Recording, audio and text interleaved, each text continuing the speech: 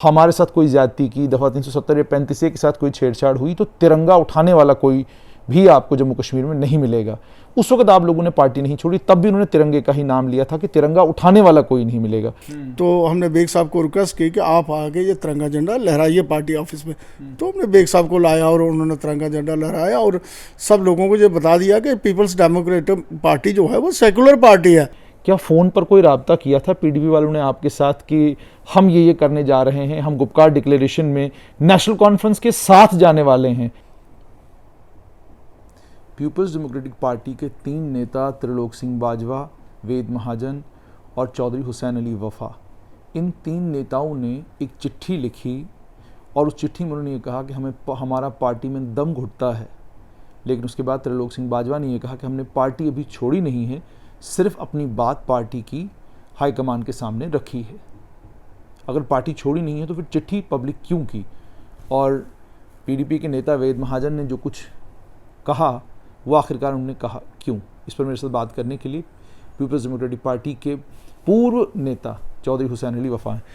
वफा साहब, सबसे पहले तो मैं जानना चाहूँगा अभी आपका स्टेटस क्या है? क्या आप पीडीपी में हैं, नहीं हैं, छोड़ी है या? आज की डेट में हम पीडीपी में नहीं हैं।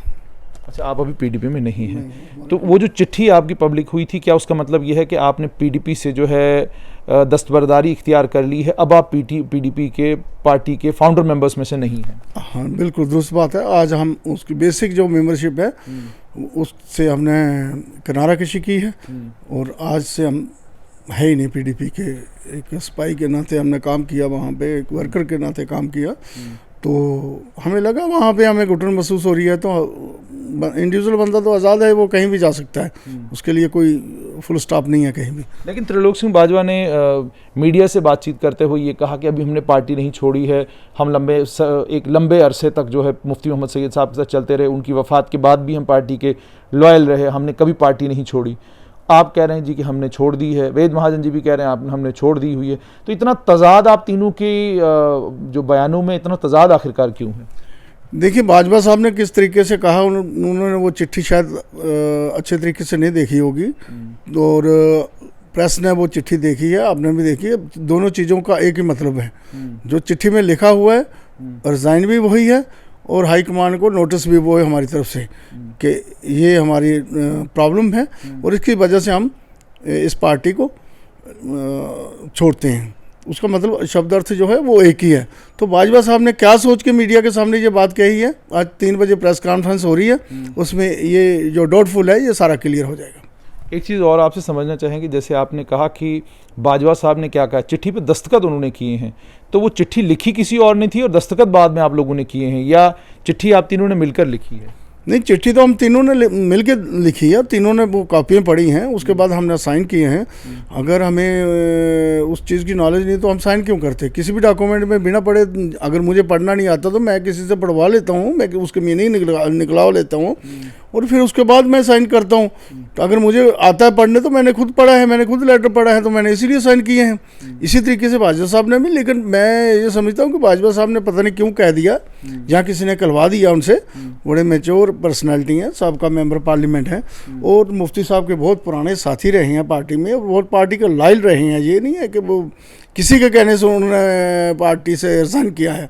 और वो जो डाउटफुल है उसको आज 3 बजे हम टोटली क्लियर कर देंगे ताकि ये मिसअंडरस्टैंडिंग ना हो किसी की। जैसे आपने कहा मिसअंडरस्टैंडिंग ना हो, आपकी पूर्व प्रधान महबूबा मुफ्ती जो रियासत की मुख्यमंत्री भी रही हैं जब जम्मू कश्मीर रियासत होती थी, तो यूनियन टेरिटरी में बनने से पहले उन्होंने अक्सर ये बयान दिए जिसमें उन्होंने ये कहा कि अगर हमारे साथ कोई ज्यादती की, दफ़ा 370 या 35 के साथ कोई छेड़छाड़ हुई तो तिरंगा उठाने वाला कोई भी आपको जम्मू कश्मीर में नहीं मिलेगा। उस वक्त आप लोगों ने पार्टी नहीं छोड़ी, तब भी उन्होंने तिरंगे का ही नाम लिया था कि तिरंगा उठाने वाला कोई नहीं मिलेगा। तो अब जब उन्होंने दोबारा बयान दिया कि तब तक हम तिरंगा नहीं उठाएंगे जब तक हमारा झंडा हमको वापस नहीं मिलेगा, तो अब आपने पार्टी छोड़ दी। ऐसा तो नहीं कहीं कि आपने देखा कि नैया डूब रही है तो बाहर निकल जाओ, इससे अब करना क्या है वहाँ पर? नहीं, ऐसी कोई बात नहीं है। हम पॉलिटिकल वर्कर हैं, हम ये नहीं समझते कि पार्टी डूब रही है। बुरे वक्त में भी हम साथ में रहे हैं और अच्छे वक्त में भी हम इनके साथ रहे हैं। लेकिन जब अच्छा वक्त था, इनके पास पावर थी, तो ये नहीं है कि हम किसी लालच से इनके साथ बैठे थे, हम मुफ्ती साहब की वजह से हम पार्टी के अंदर बैठे थे और मुफ्ती साहब को ही देख के। मुफ्ती साहब से ज़्यादा नेशनलिस्ट इंसान कोई नहीं हो सकता। मुफ्ती साहब वो शख्सियत हैं कि शेख साहब के ज़माने में वो ये तिरंगा झंडा कांग्रेस का, वो कांग्रेस में हुआ करते थे और कश्मीर के अंदर वो अकेले ही लेके ये झंडा जो थे घूमते थे और वहाँ पे इनको किन किन परेशानियों का सामना करना पड़ता था वो मुफ्ती साहब ही जानते हैं। तो लिहाजा मुफ्ती साहब एक बड़े सेकुलर इंसान थे। वो जम्मू को और कश्मीर को, लद्दाख को बराबर का हिस्सा दे के और बराबर की स्टेटमेंटें दे के इसको इकट्ठा रखना चाहते थे और इकट्ठा रखा उन्होंने। लेकिन मुफ्ती साहब के जाने के बाद हमें कुछ ऐसा महसूस होने लगा, फिर भी हमने ये अपने आप के साथ कंप्रोमाइज़ किया कि नहीं कोई बात नहीं, महबूबा जी उनकी बेटी हैं, हमारी बहन है, तो हमारा फ़र्ज़ बनता है इनको सपोर्ट करना। तो हमने कोई कसर नहीं छोड़ी उनकी सपोर्ट में। लेकिन जब पहली बार आपने पूछा हमें कि पहली बार इनकी स्टेटमेंट आई, तो हमने उस स्टेटमेंट को कवर करने के लिए हमारे member parliament Muzaffar Hussain Beg, party के बहुत बड़े ओहदे पे रह चुके और इस पार्टी को पीपल्स डेमोक्रेटिक पार्टी का आइन लिखने में, इसका जो मंशूर लिखने में इनका बहुत बड़ा योगदान है और मुफ्ती साहब के साथ ही हैं। तो हमने इनके पास रिक्वेस्ट की कि ये तिरंगे झंडे वाली बात है, ये अब पहली बार हुई है ताकि आगे कभी ना हो ऐसा। तो हमने बेग साहब को रिक्वेस्ट की कि आप आगे ये तिरंगा झंडा लहराइए पार्टी ऑफिस में। तो हमने बेग साहब को लाया और उन्होंने तिरंगा झंडा लहराया और सब लोगों को ये बता दिया कि पीपल्स डेमोक्रेटिक पार्टी जो है वो सेकुलर पार्टी है। महबूब जी ने कैसा अपनी स्टेटमेंट दे दी वो हम कह नहीं सकते, लेकिन हमें दुख इस बात का कि उसके बाद जब भी कश्मीर में कोई मीटिंग होती है तो कम से कम ये जम्मू का जो अंग है, ये जम्मू की जो लीडरशिप है, इसको कॉल करनी चाहिए थी, उनको बुलाना चाहिए था कि आप लोगों के क्या सेंटिमेंट्स हैं भाई इसके मसले में। अगर नेशनल कॉन्फ्रेंस बुला सकती है तो पीपल्स डेमोक्रेटिक पार्टी को भी नहीं इसमें रुकना चाहिए था इनको बुलाने के लिए। आज नेशनल कॉन्फ्रेंस ये बात कहती है कि हम नेशनलिस्ट हैं, तो नेशनलिस्ट पीडीपी भी है, हम नहीं ये कहते कि ये नहीं है, लेकिन उनकी स्टेटमेंट जो है उस नेशनलिस्टी को पूरी को ख़त्म करती है। कहीं ना कहीं जम्मू और कश्मीर के बीच में एक खाई तैयार होती है जिसमें हमारे भाईचारे को ठेस पहुंचती है। तो हम ये कहना चाहते हैं कि ऐसी स्टेटमेंट हमें नामंजूर है। तो सब एक चीज़ समझ में नहीं आ रही मेरे कि जिस वक्त People's Alliance for Gupkar Declaration बना, उस अलायंस में एक ही समुदाय के, यानी सभी एक ही समुदाय के, एक ही धर्म के, एक ही जगह के और एक ही रीजन के लोग एक साथ आए। जम्मू की जो लीडरशिप है, चाहे वो आपकी पार्टी की है, नेशनल कॉन्फ्रेंस की, पहले तो आप ही से जानना चाहूँगा, क्या फ़ोन पर कोई राब्ता किया था पीडीपी वालों ने आपके साथ कि हम ये करने जा रहे हैं, हम गुपकार डिक्लेरेशन में नेशनल कॉन्फ्रेंस के साथ जाने वाले हैं, हम उनके साथ मिलकर अब लड़ाई लड़ने वाले? वो पार्टी जिस पार्टी के ख़िलाफ़ मुफ्ती मोहम्मद सैयद ने एक उम्र लगाई और उस पार्टी के ख़िलाफ़ एक अपोजिशन तैयार करने की कश्मीर, वादी कश्मीर में की, 1999 में एक अल्टरनेटिव कश्मीर के लोगों को पीडीपी की शक्ल में दिया, वो नेशनल कॉन्फ्रेंस के प्लेटफॉर्म पर जाने वाली थी। क्या इस पर जम्मू की जो आपकी लीडरशिप है, आप, वेद महाजन, त्रिलोक सिंह बाजवा, क्योंकि बाजवा साहब बहुत पुराने समय से मुफ्ती साहब के साथ चल रहे हैं, क्या आपसे कोई सलाह मशवरा हुआ था? क्या आपसे कोई पूछा गया था? देखिए, सबसे पहले तो मैं ये क्लियर करना चाहता हूँ कि हम पीपल्स डेमोक्रेटिक पार्टी में आए क्यों। हम आए थे जनाब मुफ्ती साहब मरहूम, उनकी जो कारकिर्दी थी पूरे भारतवर्ष में और जम्मू कश्मीर में काबिल तारीफ थी। सेकुलर इंसान के साथ हर आदमी चाहता है उनके साथ खड़े होना। हमें कुछ मिले ना मिले, लेकिन कम से कम उनकी सोसाइटी का थोड़ा बहुत हमें भी शेयर मिल जाता है कि किस इंसान के साथ खड़े हैं। तो मुफ्ती साहब ने इतनी मेहनत की इस पार्टी को बनाने में।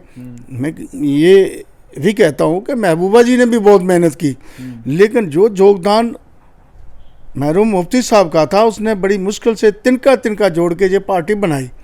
चाहे वो कश्मीर से लोग जोड़े, चाहे जम्मू से जोड़े, चाहे लद्दाख से जोड़े, तो उन्होंने जोड़े। लेकिन इस पार्टी के अंदर, पीपल्स डेमोक्रेटिक पार्टी के अंदर, मुफ्ती साहब के जाने के बाद ऐसी लीडरशिप महबूबा जी के इर्द गिर्द होगी जिन्होंने महबूबा जी को ये चीज़ सोचने के ऊपर कभी उनको कभी ये एहसास ही नहीं करवाया कि बहुत सब इस पर आऊँगा। पहले सिर्फ मैं ये कि क्या People's Alliance for Gupkar Declaration में उपाध्यक्ष बनने से पहले पीडीपी की लीडर आपकी पुरानी पार्टी के नेता ने क्या आपसे कोई सलाह मशवरा किया था? क्या जम्मू संभाग के गुज्जर बिरादरी हो, बकरवाल बिरादरी हो, हिंदू हो, डोडा का मुसलमान हो, रजौरी पुंछ का मुसलमान हो, क्या इस लीडरशिप से कोई बातचीत हुई थी? देखिए, इस पे तो कोई टॉपिक हुआ ही नहीं। हमें दुख भी इस बात का है कि अगर आपने एक बहुत बड़ी स्टेटमेंट देनी थी, इतना बड़ा फैसला कि जिस पार्टी के सिपाही हम लोग बने, आज की तारीख में गुपकार में जो आपने मीटिंग की, तो हमारा वहाँ पे हमारी पार्टी का कद कहाँ पे स्टैंड करता है? कल आप इलेक्शन लड़ते हो तो हमें बताइए कि वो हमें पीपल्स डेमोक्रेटिक पार्टी के असेंबल पे लड़ना या किसी और के जो कोई नया असेंबल आएगा। अच्छा वफा साहब, एक और चीज़, इस People's Alliance for Gupkar Declaration में मैं वैसे सहाफ़त में ये लफ्ज़ इस्तेमाल नहीं किए जाने चाहिए, मगर मेरी मजबूरी है, हिंदू कोई नज़र नहीं आया, इसमें सिख कोई नज़र नहीं आया। और जब मैं हिंदू की बात कर रहा हूँ तो मैं ये कह रहा हूँ कि जम्मू पूरे संभाग से कोई हिंदू नज़र नहीं आया, जम्मू पूरे संभाग का कोई सिख नज़र नहीं आया। बौद्धों की बात इसमें की गई लेकिन लद्दाख का कोई बुद्ध उसमें नज़र नहीं आया। डोडा की बात की गई पर डोडा से खालिद नजीब सोहरावर्दी नज़र नहीं आए, आपकी पार्टी के वहाँ से शोहाब हैं वो नज़र नहीं आए। आपसे ये समझना चाहूँगा कि क्या आपको नहीं लगता कि People's Alliance for Gupkar Declaration जो बना है साफ तौर पर जम्मू और कश्मीर को दो भागों में देखता है, और वो जो खाई जम्मू और कश्मीर के बीच में थी उस खाई को और बड़ा करने का काम इसने किया है? देखिए, ये मुझे तो यही लगता है कि ये टोटल कश्मीर बेस और टोटल कश्मीर को लेके चलना चाहते हैं।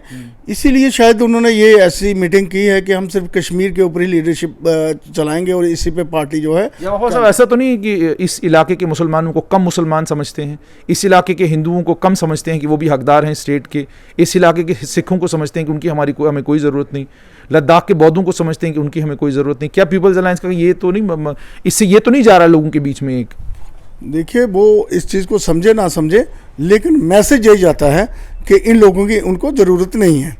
अब जम्मू में आके आपने जो फाइनल डिसीजन करना वो तो आप कर रहे। अब आप जम्मू में आके कुछ बात करेंगे, लद्दाख में कुछ बात करेंगे, कठुआ में कुछ और बात करेंगे, तो मुझे लगता नहीं है कि ये बात इनकी जहाँ डाइजेस्ट होगी। जो मेन डिसीजन था वो आप तो कर रहे।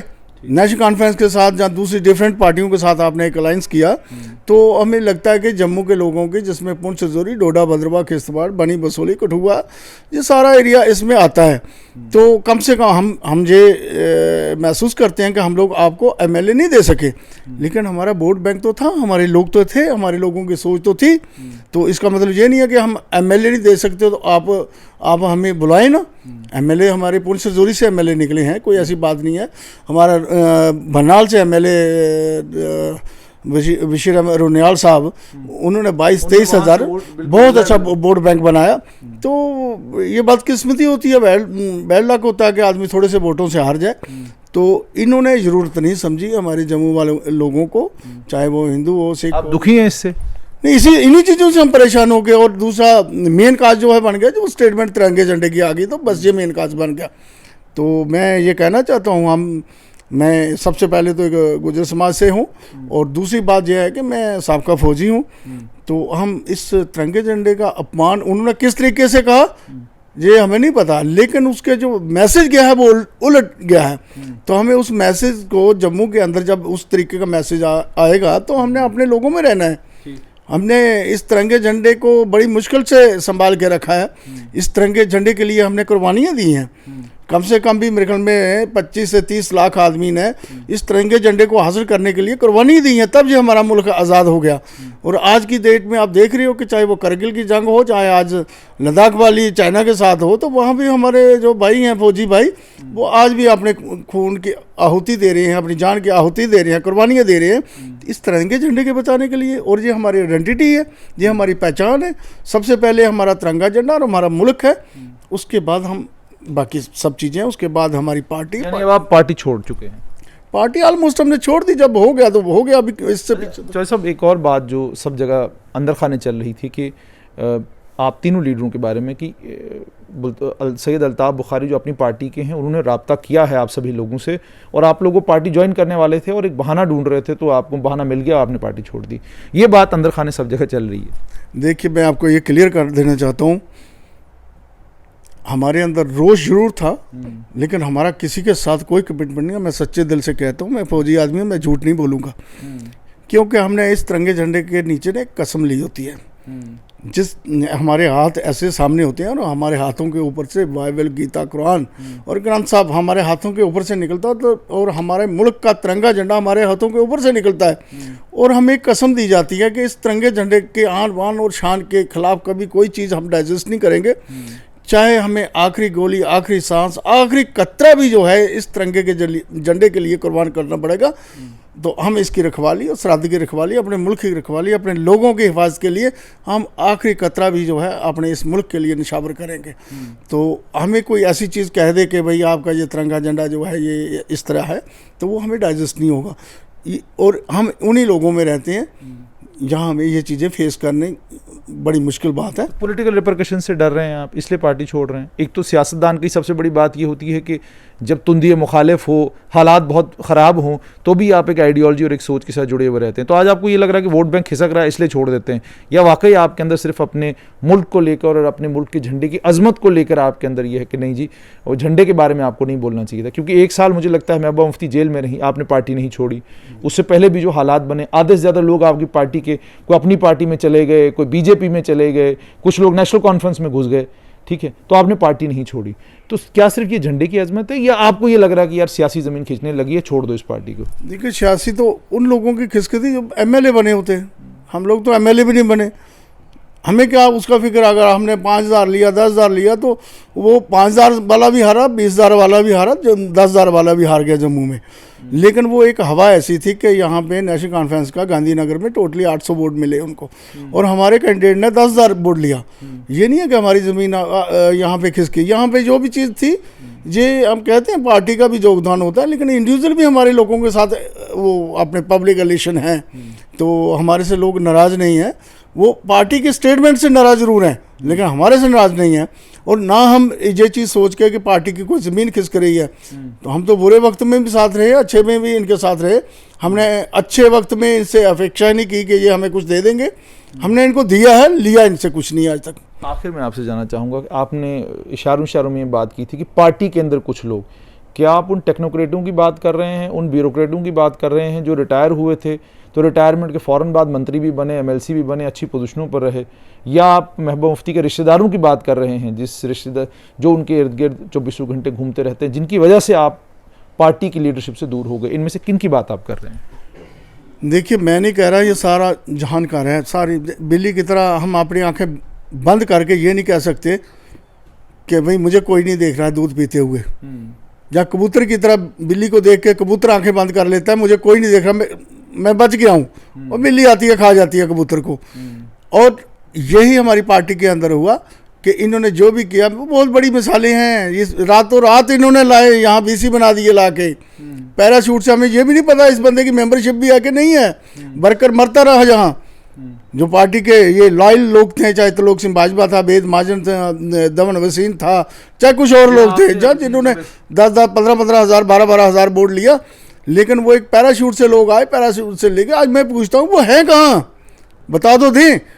ये सब फैसले जो हैं महबूबा जी के इर्द गिर्द जो हो गए, मैं कहता हूँ महबूबा जी की कम गलती है। मैं इस बात की सख्ती से मजम्मत करता हूँ कि ये जो लोग हैं महबूबा जी के आगे पीछे, इन लोगों ने ये नहीं सोचा कि मुफ्ती साहब ने ये ताना बाना किस तरीके से बनाया था, और इस ताने बाने को बर्बाद करने में उनकी कोई कसर नहीं रही।